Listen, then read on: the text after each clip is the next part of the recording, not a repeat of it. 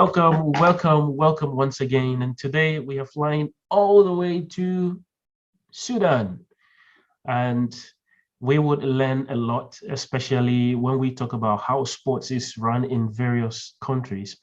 We have captured countries from different continents, and today we are in Africa once again to look at how sports is run in Sudan. My guest is ready, and he will tell us about himself. But just to remind my viewers, especially my students and subscribers, just to remind you the nature of the discussion will hinge on providing sports education and insights with regards to how sports is run in Sudan. But like we always do, our guest would run us through who he is. He will tell us his sports journey, and so that young people out there who want to be sports administrators, leaders, and managers would understand the course of this sporting career that you want to take.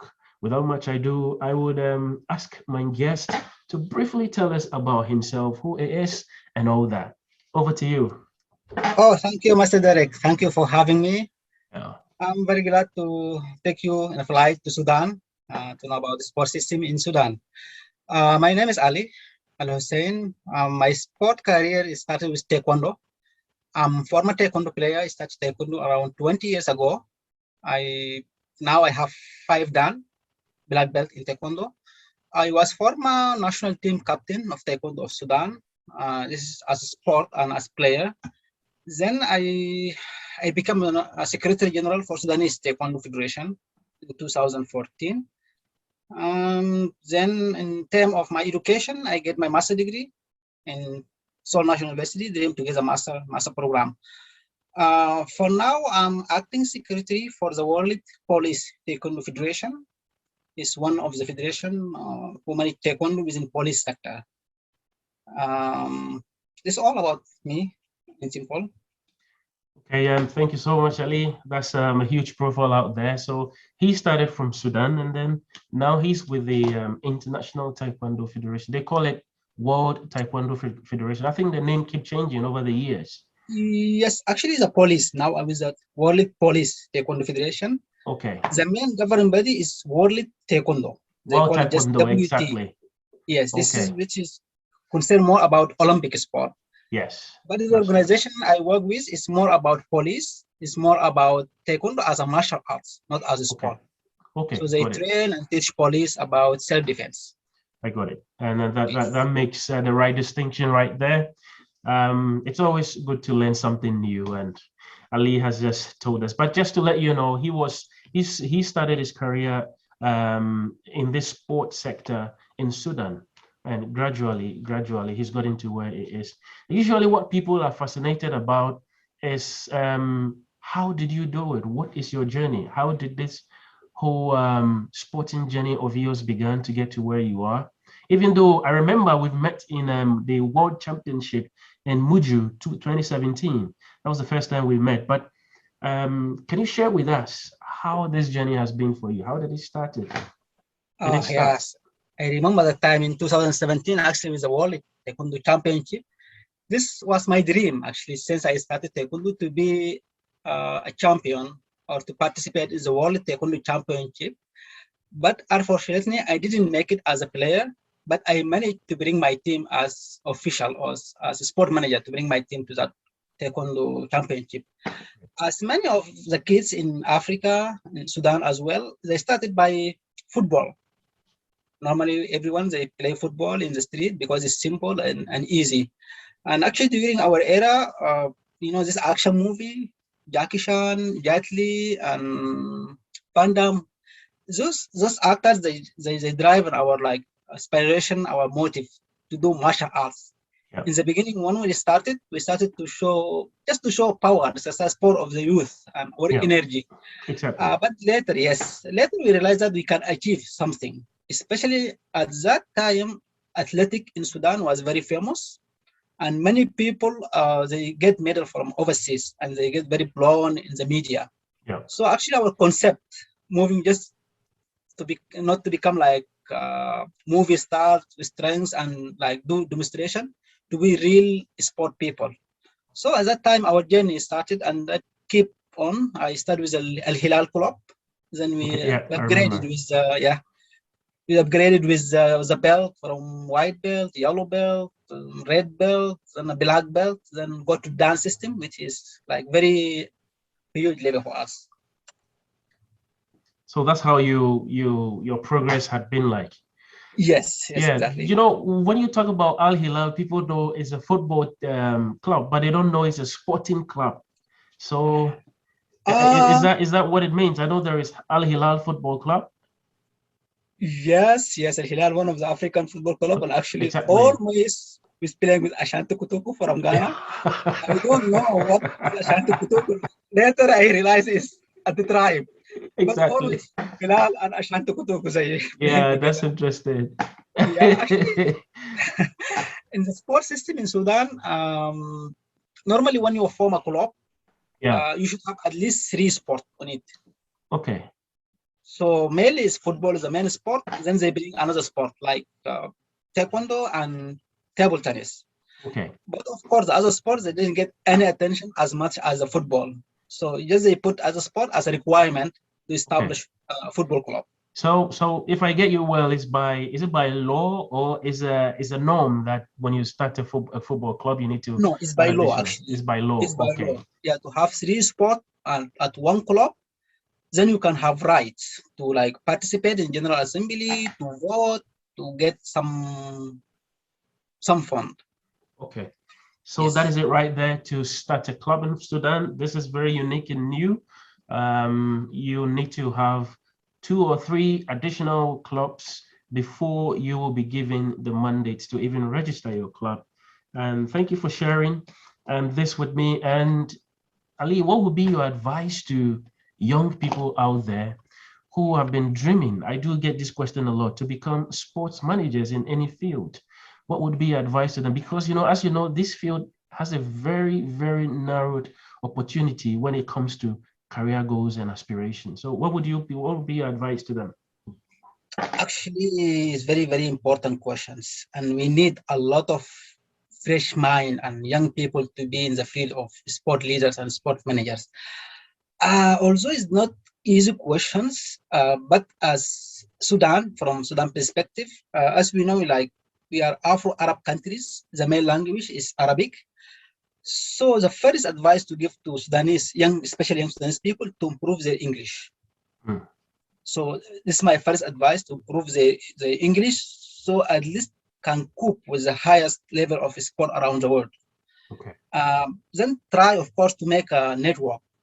And if the player or if the young people they started from like a player competition, of course they start to build the network from that stage.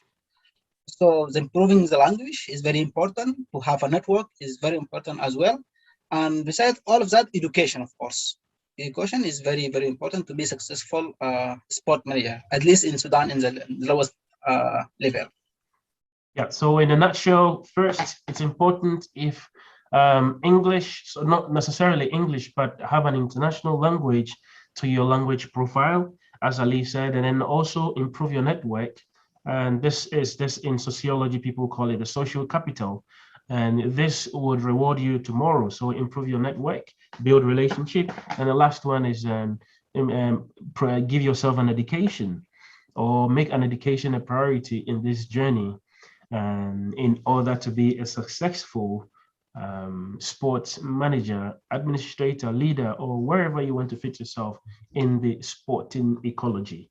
So that is much of Ali, and now we will delve into sport in Sudan. And here we'll look at the state institutions, agencies, governance, and even policy, where Ali would tell us how these unfold, how they operate. So the next question is there a designated sport ministry or otherwise in Sudan? Yes, yes. In Sudan, as you know, Sudan is get independence in 1956. I guess one of the first African countries who gets the independence. That's And then one year before Ghana, I guess. yes, we are the first, I guess. Yeah. Ghana to 57, 57. right? Yeah. Yes, we are in January 56.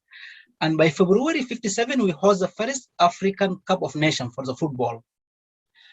Actually, in the beginning, the Minister of Sport didn't exist during that time.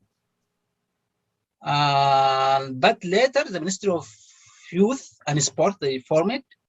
I don't know exactly what's the date, but they keep changing. Sometimes sport connected with the culture. Okay. Sometimes connected with the media.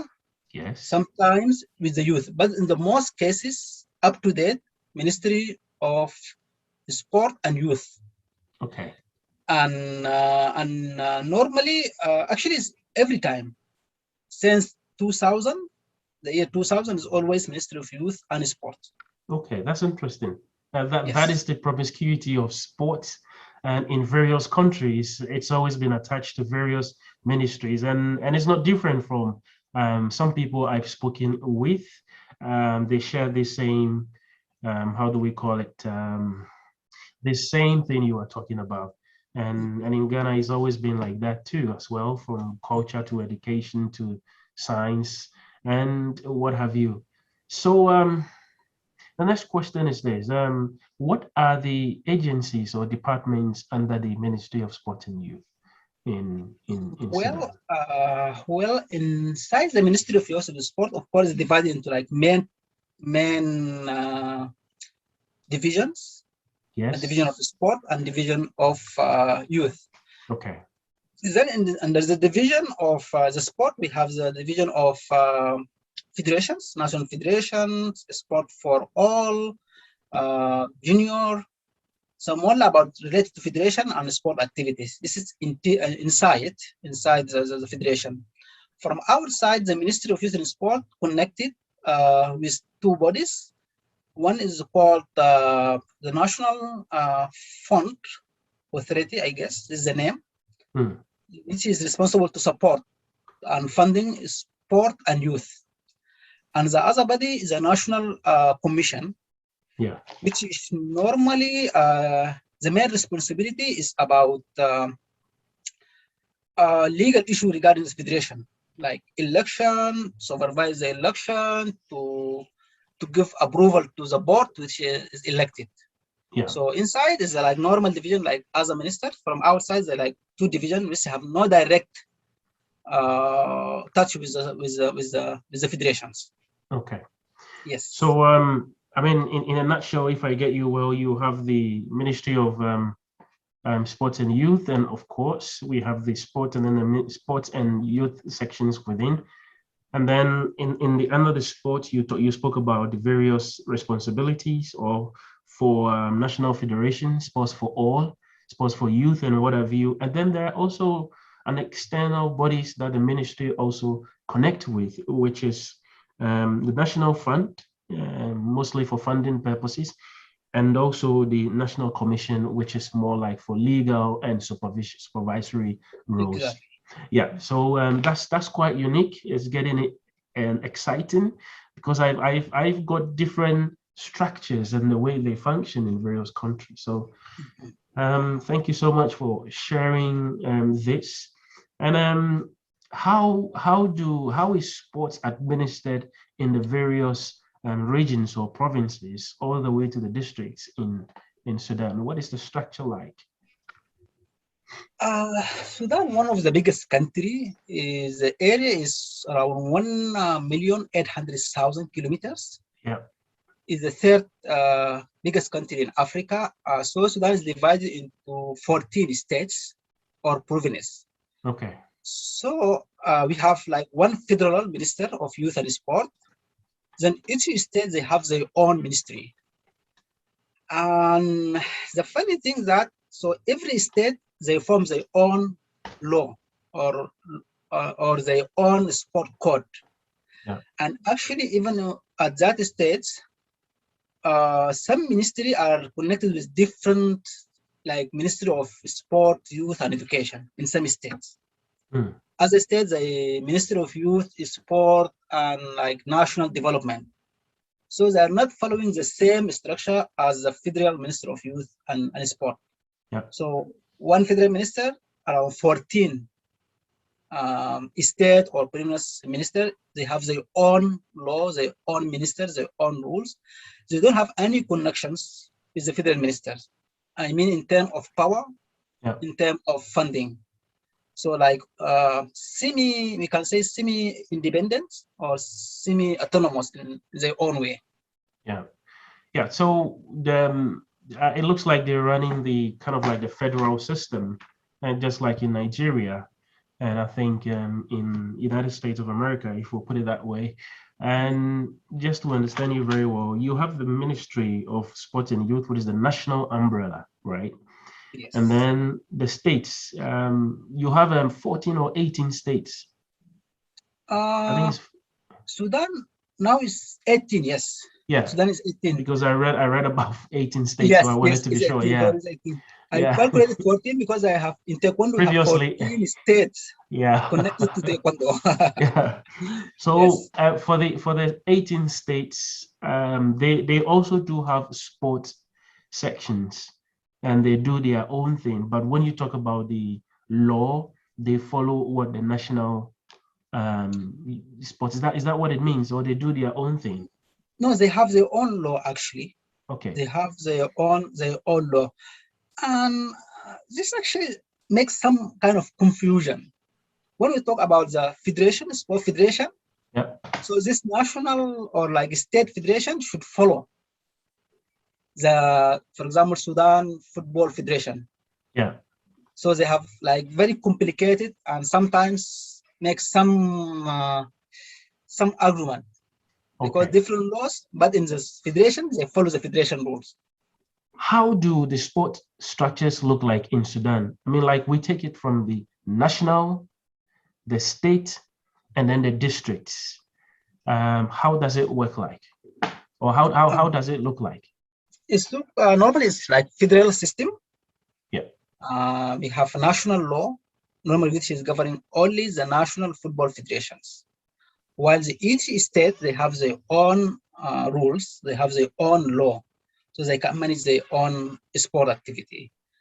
As we talked, for example, in Al Hilal Club, in order to form a club, at least you have to have 3 different sport activity. This is according to Khartoum, the capital city law. But maybe this will not be the case if you move to another city. Maybe only one sport can form a club. Now let's change and shift our focus a little bit. Do Sudan have a sports policy? This is important, easy and difficult question as well. Yeah. Unfortunately, I didn't find any sport policy in Sudan, at least written one. Okay. Written clear sport policy, I don't think exists. But the way we see the activities, the sport, we are more into sport for all. Okay.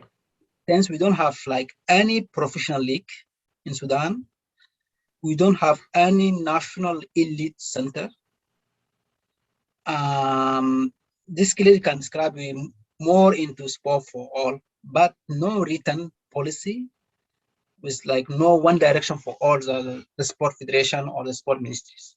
Okay. However, and like as I told you, and we agreed before, sports in Sudan is like autonomous. Each state they have their own rules, but normally every year they have like one congress organized by the national sport ministry with all 18 other states, just like to report, not mandatory to report, but to share their report and about the vision, but no policy at all. Okay, that's well noted. And on that note, is there, well, before that question, I know there is this football league run by Sudan, like Al Hilal, what are the best teams? Al Marek, and all those teams. That league system, is it a private league system then? It's totally run by the association, by the football association. Okay, it's that makes a lot of sense. Yeah. Yes, totally. And I don't know if you have further question about the fund. Normally, the fund only when you participate in international competition. It's like main main fund. Okay. Other than that, each association, each federation, they have to find their own supporting system. Okay.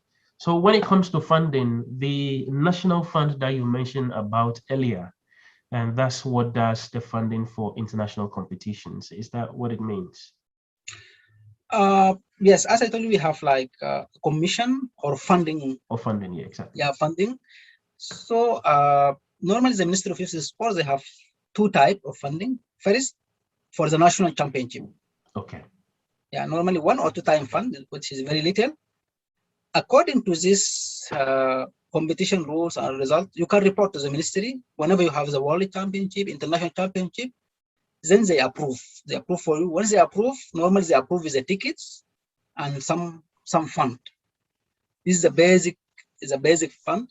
In some cases, also when you host international event, seminar or competition, also they have fund. But this fund is not like fixed or not like well structured. It depends on your proposal. Okay, that's Because great. they can approve it all, they can approve half, they can reject it all. Yeah. And Yes. about the commission, you stated that they enforce laws and then they help with the election and stuff like that in the Yes. what do they actually do? Do they help with election in the sports ministry or in the states? How do they function? Actually, according to the sport law of Sudan in 2016, they divided federation into two types. One, the federation that under Olympics game or under Olympic International Olympic Committee, which already have international federation. Those type of federations, they have full autonomous to run their own election.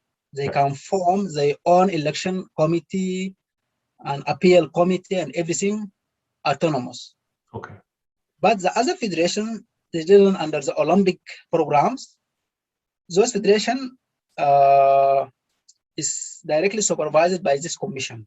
Okay. So like every year when you have like General Assembly, they will write every document and everything, like supporting. Even they form the election committee, the supervising committee. That's at the And state level, right? this is the national level.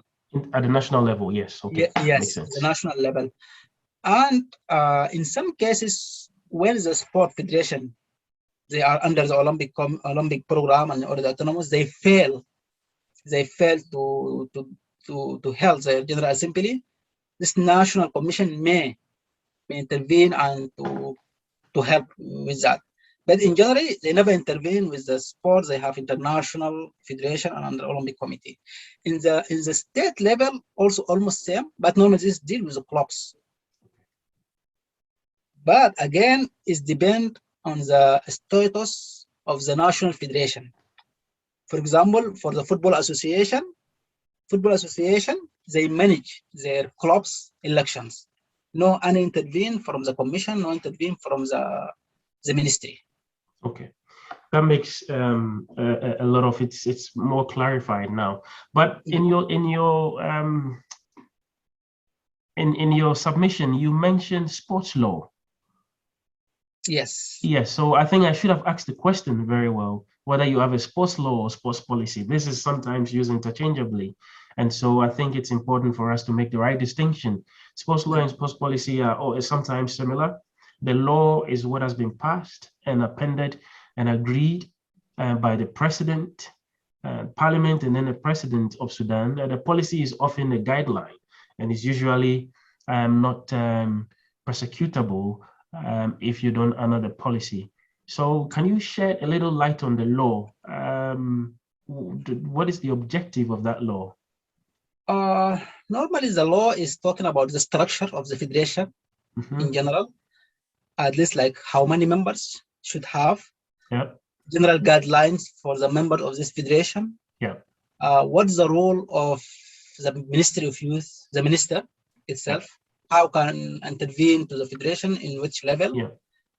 And also some guidelines for the state. Okay. Only guidelines, but not. There's no detailed sport policy.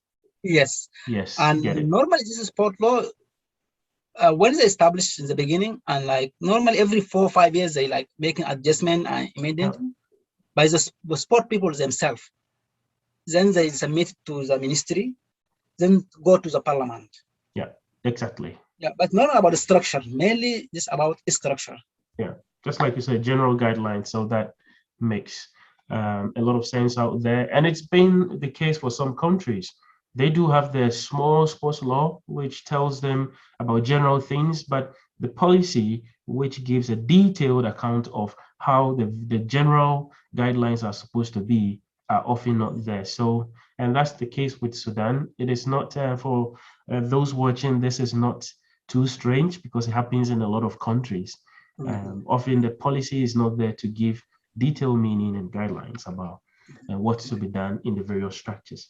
Now, the next question is there a national sports for Sudan? When they mention Sudan, which sports come into the minds of people? I think only football. only football. We are crazy about football. Almost zero international achievement. We have Yeah, only one national cup of nation, yeah, and Marif he won one of the African league. yes, Other than that, nothing. In sometimes athletics was very famous. exactly. I was going to Yes, come to that. yes, exactly. But for now, it's only football, and always make us disappointing. So why would people continue with football if it's not giving them the It's love. laurels? It's love, man. It's love. Always we had my favorite team is Al Hilal. Every year we're very ambitious. Then I by the end of see. the year, I get like very down, very upset of them. Yeah. Yes. I know Al Hilal. I got a Ghanaian coach some time back. Oh, it Uh, wasn't that yes. We Akwesi have Appiah one or two Ghanaian coach. coaches. Yes, Yes.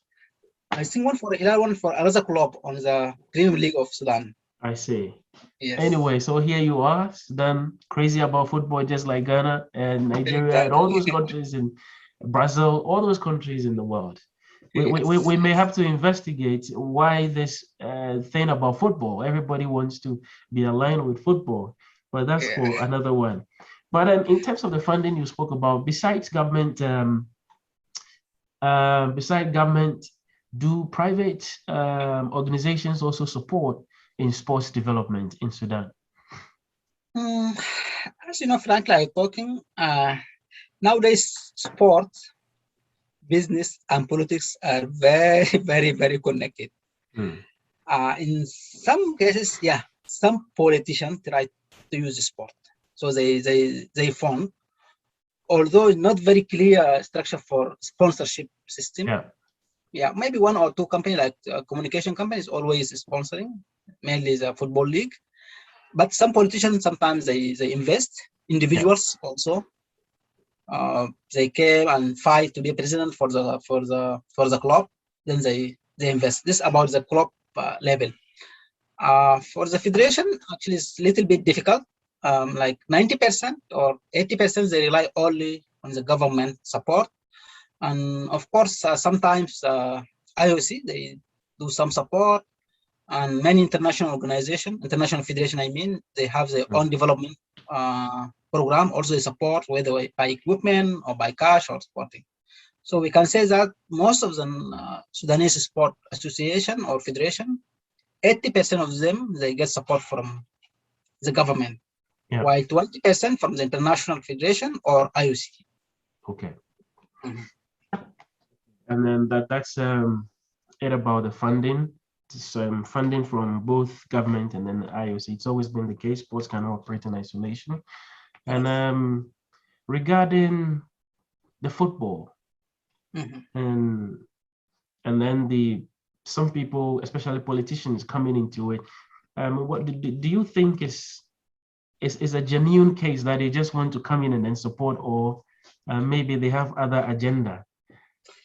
Ah, You may choose to answer these or not. That's not I a will answer problem. for sure. Yeah. I will answer for sure because actually we as a fan also part of the problem because we accept them and normally they come by sometimes they come by election. We give them our votes, so we are Yeah. part of the problem, and we know they have some own agenda, but since they support the club, we just close one eye from their own agenda. But politicians, yes, they came always with their own agenda. And one of the evidence for that, they never work for like long-term plan for like academies, for school. Just try to bring like some stars, try to win a cup, be like the front page of the newspaper. Normally, they never work for long-term plans. So definitely they come for their own agenda. Yeah. So in your own estimation, do you think sports should do without politicians, or you think it's not possible?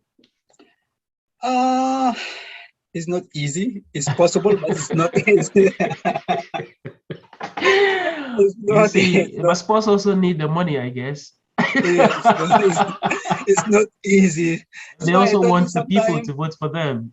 Yeah, this time we just close one eye, just ignore a little bit about their own agenda. We will be happy if we get good achievement result, but we of course will show our real feeling when they get lost. Yeah, Anyway. but really, I think it's difficult in Sudan because, as you know, sport now is a really industry. It's like a huge, it's like need to be a business, have some sustainability. So actually, we need a lot. Especially we need to develop a little bit our infrastructure, also stadium, the media, and everything, all connected together. Yeah. So say all that one is weak, so we don't have much option other than accept this politician. That's like a give and take, I guess. Exactly. Yeah, it's reasonable. Now let's go to the national, which will shift from the state structures a bit and look at the national sports associations, or what some people call the national sports federations, who themselves represent the international sports federations.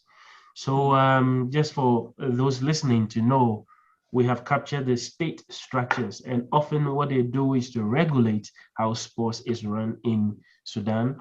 But they also find some ways to support the sports clubs in the various districts as well. And Ali would has explained this for us in the has explained this to us earlier. Now, given that government supports the national sports associations like National Football Association, National Taekwondo, you said about 80% of that support goes there and 20 comes from the international federations. Now, in your observation, as you've worked there for more than a decade, who do you think they owe allegiance to? Do they owe allegiance to the state, or they owe allegiance more to the international sports federations? This is kind of a tricky question, but yes, it's very tricky actually. And they play both way. When they wanted to be accounted by the national authority, they run to international federation and they saying that the government intervene our sport. Yes, exactly. Then when they participate in the international federation and international competition, they didn't get any medal. They say the national federation, they didn't support us. So they like kind of moving this way and this way, depending of just to hiding. But for me, honestly, I'm thinking I'm trying to be like give some proposal for the federation or the government, always to connect this funding with some checklist, with some like good governance structure. Yeah. So this way can be very smart to get your own fund with self evaluation system. So you be autonomous, you self-evaluate yourself. Depending on your point, you can get your fund. I think this is the best way to avoid this like gray area. Yeah. So that's an interesting thing over there you just mentioned. The national sports associations, they play both government and then the international federation. Sometimes we hear a national sports association or federation saying that the state interfered in their activities. Exactly. And Always. sometimes too, when they go for international competition, they complain that they did not get much funding. And I ask myself, are they also not playing politics with the way they place themselves. I think you're all right. Yeah. It's kind of politics. It's kind of politics. You are right. You're right. This, I Yeah. think, kind of connecting this funding with some good governance structure, with Yeah. self-evaluation. Yeah. We try to cut this way for this some semi-politics, if you can Yeah. say that. Yeah. I know you've answered this question already, but I would reiterate that question. At what point can government decide to support the national sports federations? Uh, in general, I think one is well represent the country, or when is like really smashing or like supporting the national policy, if any. Yeah. But in our cases, normally it's go with media. Whenever media is highlighted, okay, they go and support that sport, regardless their results, regardless their like real popularity. So they're following just media to support, Yeah. And but they and the don't have, support. Okay, please go on. yeah, they don't have like clear vision to support federations. So the supports don't come during, let's say, during Olympics or during how do we call it, international competitions, or you just government just decide to support them even in their normal day-to-day Um, administration. Yeah. Normally with the Olympics, most of the support is from IOC, because our Olympics, especially in Sudan, I'm talking about Sudan, is very, very independent and very autonomous. Hmm. Like trying to be, even if they ask for the budget, they never ask from the ministry. They will ask from the prime minister. Okay. They thought they're like a parallel or like equal body, same like Ministry of Youth and Sport. Okay. For the international competition, is only during the competition is only tickets. They never care about preparation period, training, camp, and so on. So you're just supporting the tickets, and not always Okay. depend of the remaining budget. Okay. Some federations they can get 3 times, 4 times support per year. Some only one. Some they never get. So, Okay. like I said, no clear structure. Okay. So which also means that not all the federations, would you say that the big federations, the popular ones are the ones that get funding more often than the non-popular Exactly. ones? Okay. Exactly is what I mean. Yes. And what's the place of the National Olympic Committee? What how are they placed? Do they have a connection with government, or they Uh, have their own way of doing things? as actually they get their fund directly from the Minister of Finance. The National Olympic Committee too. Yes, especially Okay. for the daily activities. They have like the only sport organization in Sudan. They have like direct fund from the Ministry of Finance, not from the Ministry of Sport. Like this fund to cover the maintenance, the vehicles, the salary for the staff. Okay. Yes. Yeah, So because in some countries, the National Olympic Committee don't have anything to do with government except for Olympic activities, especially when it's getting to the Olympic Games and other stuff. So this is interesting to know that they we are have opposite this. actually. We get Yeah. daily support, but we don't have support from government during the Olympics. Okay. Yes. Okay. So it's interesting. So it shouldn't be a problem then when government intervene their activities. Is it fair to say that? Uh, Actually, recently the big problem has happened. We have election 2 or 3 weeks ago, so it's like kind of argument between government and Olympic Committee. Yeah. Like 10 or 12 national sport association. They never had held their own general assembly to elect new office, and the term is already finished. Then they decide to go for the Olympic Committee elections. So the Minister of Youth and Sports, they say this federation are not legally to be entered there, but the National Olympic Committee never heard to the minister. Okay. Although the ministers they make a decision, this federation are not allowed to attend, but still they attend. All of them, they attend Yeah. yeah. And what's the yes, Whenever please you are go on. going, they say we will call IUC to come and will. So the same story. We report to IUC. We I say they get it. studied 13 and we'll suspend I get it. the sport in Sudan. And what's the relationship between the NOC, the National Olympic Committee, and then their members, the national sports associations like football, taekwondo? More strong relationship with the members that were already on board. Okay. We have, I think 7, maybe 13 member boards, Okay. which are all of them are from the National Sport Association. Okay. So normally this is a strong relation, and actually National Olympic Committee sometimes funding. They have some fund for the event. Yes. That's interesting. They get funding from government, and then they also use part of that funding to support the national association. And the national Yes. associations also do get support from the state as well. So Exactly. that's a very interesting network of administration. In any case, thank you for that. And let's look at what has been the order of the day now at the government level about sustainable development goals.